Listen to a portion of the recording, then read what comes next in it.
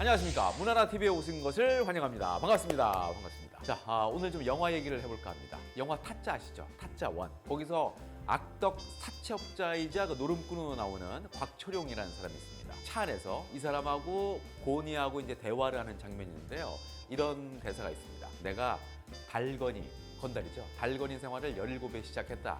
그 나이 때 달건이 시작한 놈들이 100명이다 치면은 지금 나만큼 사는 놈은 나 혼자뿐이야. 나는 어떻게 여기까지 왔느냐?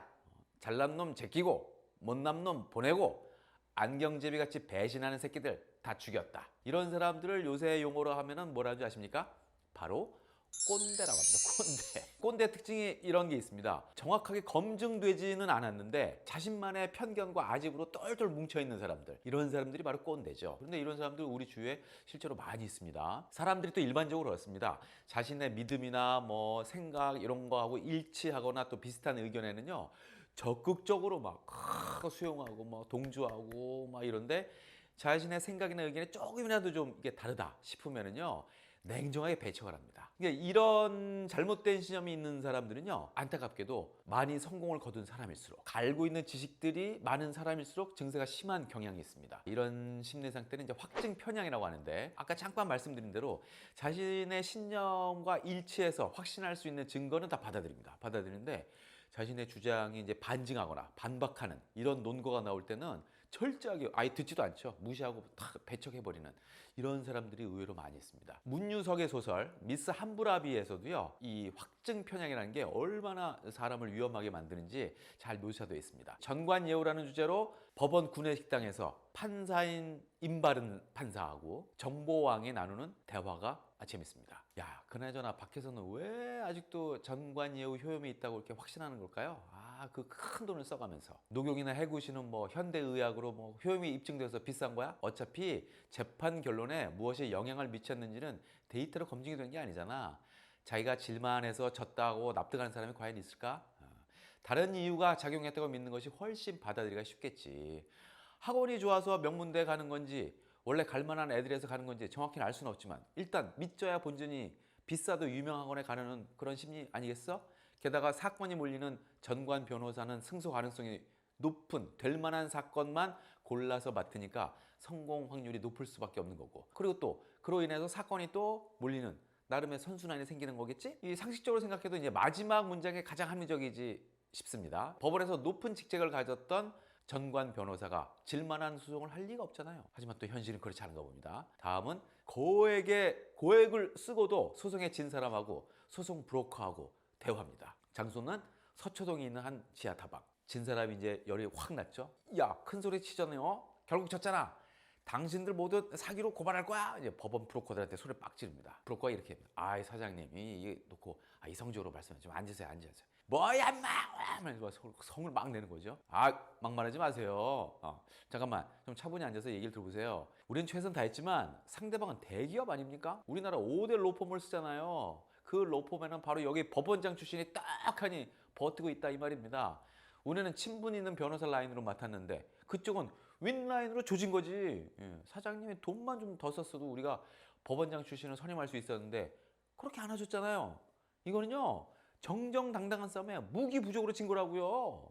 그러니까는 소송에 진 사람이 아무 말 못합니다. 가만히 있어요. 요때를 놓치지 않고 이판사판인데 달러 빚을 내서라도 항소심에서는 더 높은 고위직 출신으로 선임하시죠. 법조계 인맥은 다 내 손바닥 안에 있다니까. 이러면서 브로커가 또 이제 한 번 더 딜을 합니다. 이 사람이 그러면은 그 딜을 받아들일까요?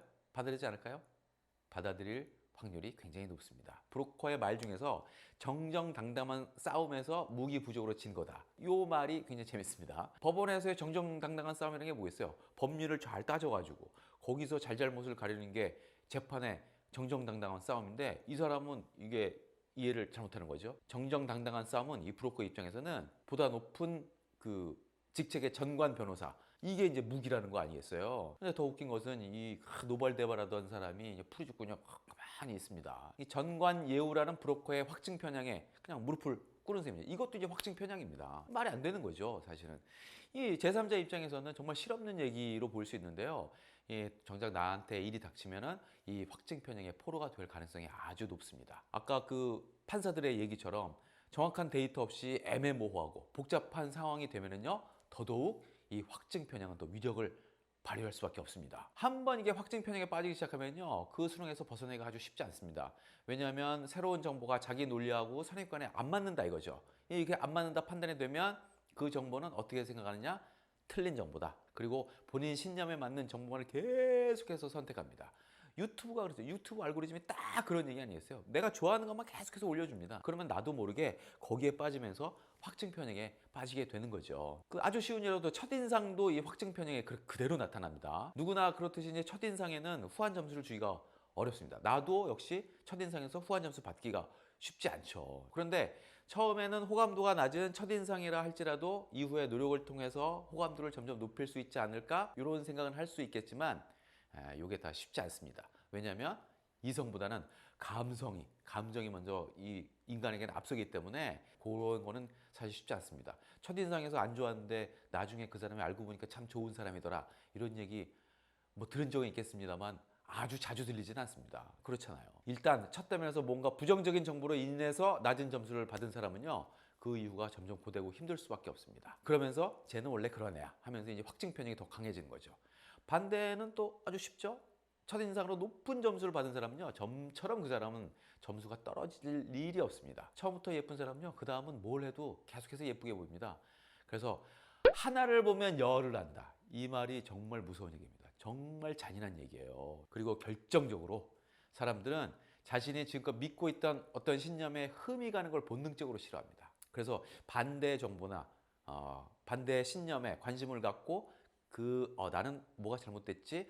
이런 사람은 거의 없어요. 그런 수고를 아예 안 합니다. 우리나라에서 수십 년 동안 이루어진 이념 갈등이니 그리고 또 지역 감정이니 이런 것들이 아주 확증 편향의 대표적인 예 아니겠습니까? 하여튼 잘잘못을 따지기 이전에 무조건 나는 옳고 넌 잘못됐어, 이 철저한 신념, 여기서 이제 비극이 잉태가 되는 거죠. 내가 정말 확증 편향에 빠져 있구나라고 스스로 판단할 수 있는 사람은 정말 드뭅니다. 근데 이런 확증 편향을 한꺼번에 바꿀 수 있는 방법은 사실상 없습니다. 그죠? 그냥 틀리다가 아니라 다 다르다.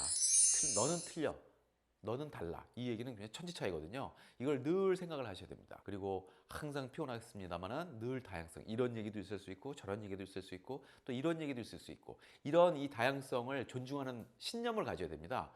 깊은 관심으로 세상을 이제 관찰을 하고 이 다양성에 대해서 인정을 해야만 꼰대에서 벗어날 수 있습니다. 나이하고 상관없습니다. 꼰대는요. 20대도 꼰대 무지하게 많습니다.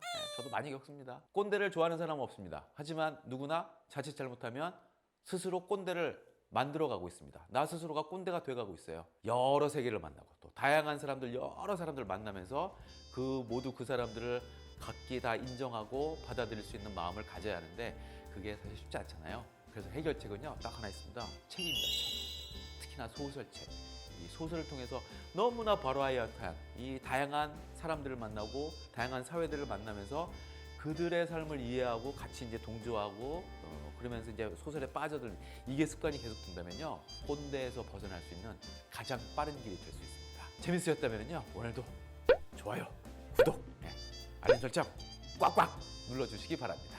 다음에 더 재밌는 얘기로 돌아오겠습니다.